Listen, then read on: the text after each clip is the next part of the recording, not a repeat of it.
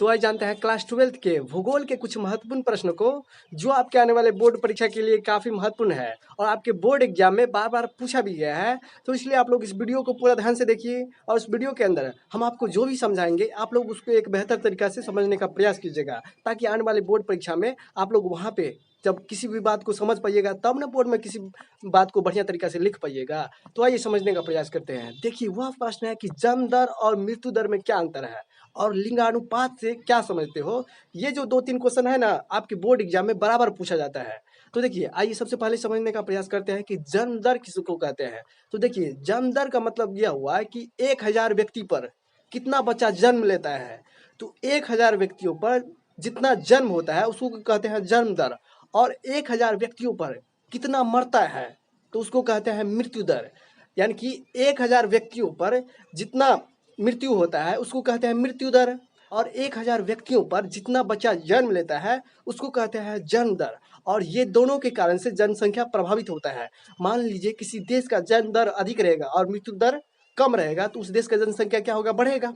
जिस देश का जन्म दर अधिक हो और मृत्यु दर कम हो तो उस देश का क्या होगा, जनसंख्या बढ़ेगा। बोलिएगा सर जी कैसे। मान के चलिए जिस देश में जो है बच्चा ज़्यादा जन्म लेगा और मरेगा कम, तो उससे क्या होगा, जनसंख्या बढ़वे नहीं करेगा रे। और इसके साथ साथ क्या होगा, जिस देश में जो है मृत्यु दर अधिक हो और जन्म दर कम हो, यानी कि मरता ज़्यादा हो और जो है जन्म लेता है कम हो, उस देश में क्या होगा, जनसंख्या घटेगा।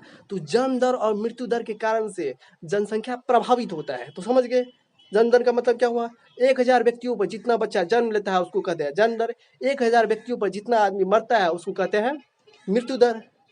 तो आइए अब हम लोग जो है ना लिंगानुपात किसको कहते हैं इसको समझने का प्रयास करते हैं। तो देखिए, वैसे तो बहुत सारे देशों में जो है, अन्य देशों में जो है 1000 महिलाओं पर कितना पुरुषों की संख्या है उसको कहते हैं लिंगानुपात। लेकिन भारत में, अपने देश भारत में 1000 पुरुष पर कितना महिलाओं की जनसंख्या है उसको कहते हैं लिंगानुपात। तो लिंगानुपात निकालने का तरीका क्या है अपने देश में, पुरुषों की जनसंख्या बट्टा महिलाओं की संख्या गुना 1000। लेकिन अन्य देश में क्या है, यानी कि 1000 महिलाओं पर, अन्य देश में, दूसरे देश में क्या है, 1000 महिलाओं पर कितना पुरुष है उसको कहते हैं लिंगानुपात। लेकिन अपने देश में क्या है, 1000 पुरुष पर कितना महिला है, 1000 पुरुष वाले जनसंख्या पर कितना महिलाओं की संख्या है उसको कहते हैं क्या, लिंगानुपात। तो आपको बोर्ड एग्जाम में जब भी पूछेगा कि लिंगानुपात से क्या समझते हैं तो उसके बारे में लिखिएगा, 1000 पुरुषों पर महिलाओं की संख्या कितनी है इसी को कहते हैं लिंगानुपात।